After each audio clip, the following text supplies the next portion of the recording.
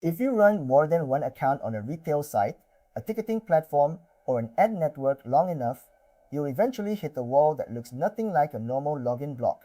No wrong password message, no obvious captcha upfront, just a slow page load, a blank screen, or a 403 that shows up a few requests into a session that started out completely fine. In my experience, 9 times out of 10, that's DataDome or PerimeterX, now sold under Human Security's umbrella, sitting between you and the site. I run real proxy pools and cloud phone farms for multi-accounting, and I test anti-detect browsers against sites protected by these two vendors on a regular basis. This isn't theory I read somewhere. It's what I see when I actually run the traffic myself, day after day, across dozens of profiles.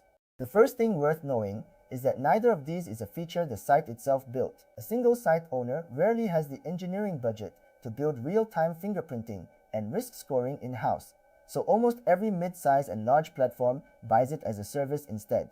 That detail sounds small, but it changes everything about how detection actually spreads, because it means the scoring you're hitting isn't scoped to just one site. Think about how many different brands you interact with in a normal week: retail, ticketing, food delivery, ad accounts, and a decent chunk of them are quietly running the same handful of vendors underneath completely different logos. You never see the vendor name anywhere in the URL bar, so most people assume every site is running its own separate independent defense, when in reality a small number of companies are watching an enormous slice of the traffic on the entire internet at the same time. Both vendors sit directly on the request path, either as a reverse proxy in front of the origin server or as a script injected into the page itself, and they start scoring you before you've clicked on a single thing. The first layer is network and TLS fingerprinting.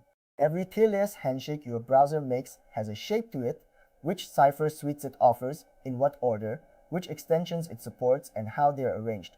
That gets hashed into something like a JA3 or JA4 fingerprint, and it's generated below the browser's JavaScript layer by the underlying network stack itself, so it doesn't care what your user agent string claims to be.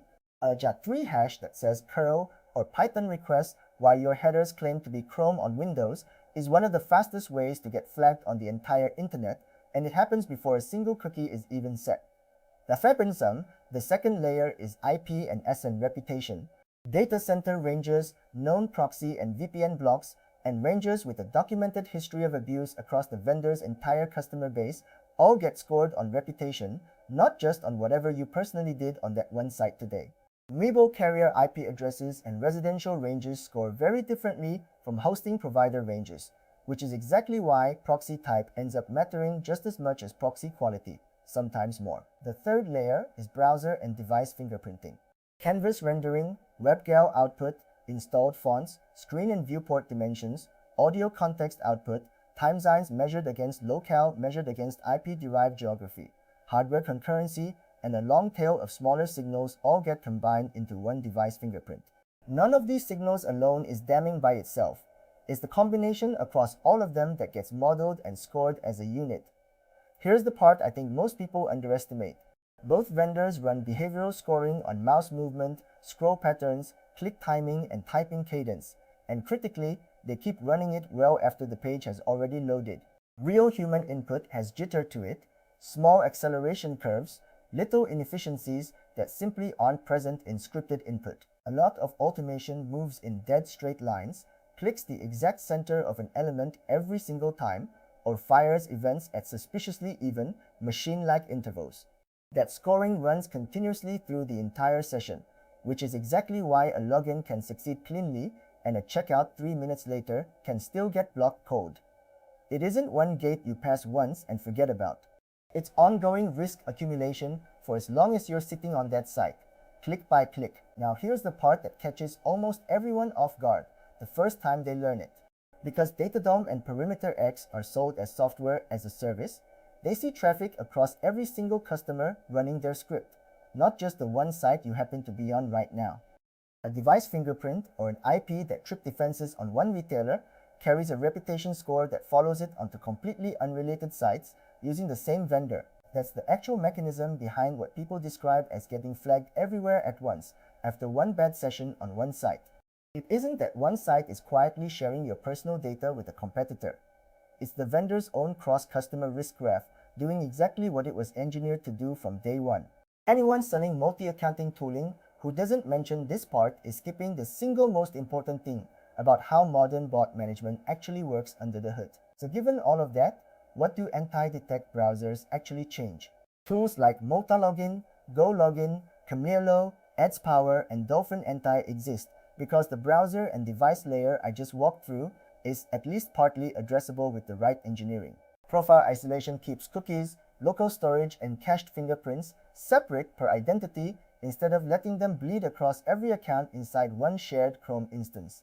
Canvas and WebGL noise injection changes the hash a site would otherwise compute, so one physical machine doesn't render the exact same fingerprint across 50 different profiles running on it. Font enumeration and hardware parameter spoofing do the same job for those particular signals specifically, and binding a specific profile to a specific proxy, ideally a residential or mobile connection rather than a data center IP, closes off one of the cheapest, laziest reputation signals a site can check on you. That's genuine engineering work, and in my own testing, it does move the needle specifically on the browser and device fingerprint layer. I've watched a well-configured profile pass checks on a page where an unmodified, out-of-the-box browser failed outright on that exact same site, same proxy, same everything else, and the difference showed up purely in how the fingerprint layer presented itself, nothing to do with the network path underneath it. The quality gap between these tools is real too, and it's worth saying plainly. A cheap or poorly maintained anti-detect browser can leave inconsistencies between its spoofed values, a font list that doesn't match the claimed operating system, or a GPU string that doesn't match the reported browser engine, and those mismatches are themselves a signal, sometimes a louder one than not spoofing at all. The tools that hold up under testing are the ones that keep every spoof parameter internally consistent with every other one, not just individually convincing. But here's what all of that doesn't touch. None of it reaches the TLS or network layer I described earlier, not unless the tool also controls or proxies the underlying network stack directly, and even then a convincing JAR3 or JAR4 profile has to actually match the browser engine version it claims to be reporting, or you've just created a brand new, more specific tell than the one you started with in the first place. It also doesn't touch behavioral scoring at all.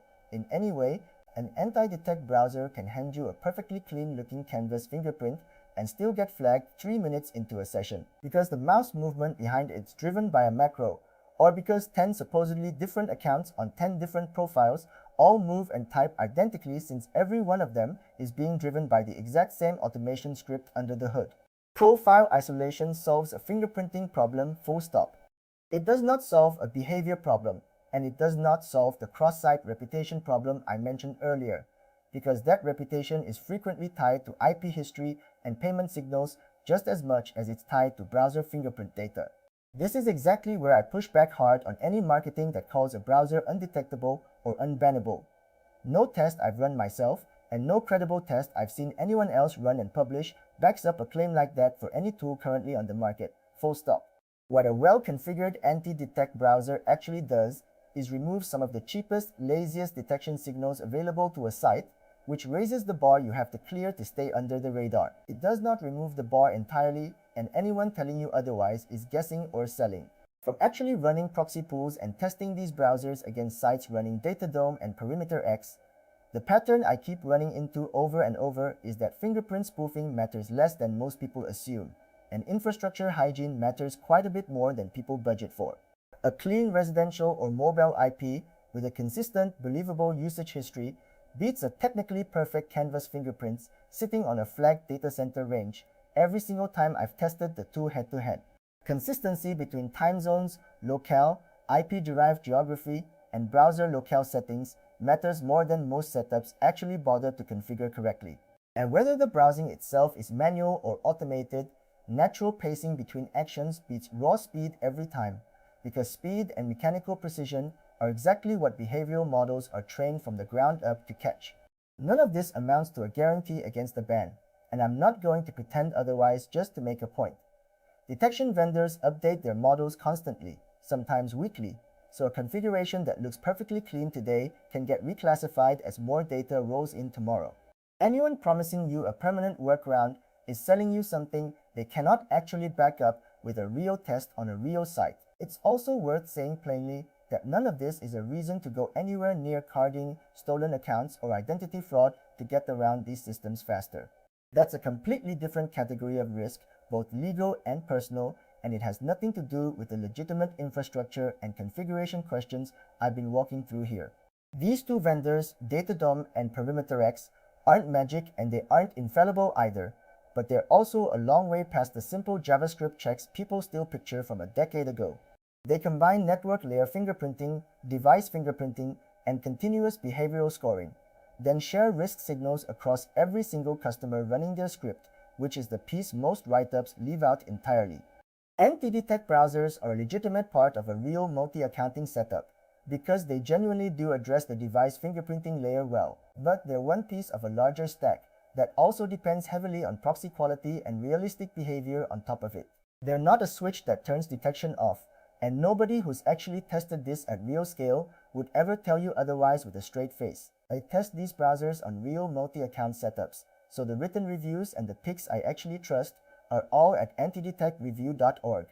Full written reviews and tested picks are at antidetectreview.org, so go take a look, and while you're there, hit subscribe for the next hands-on breakdown.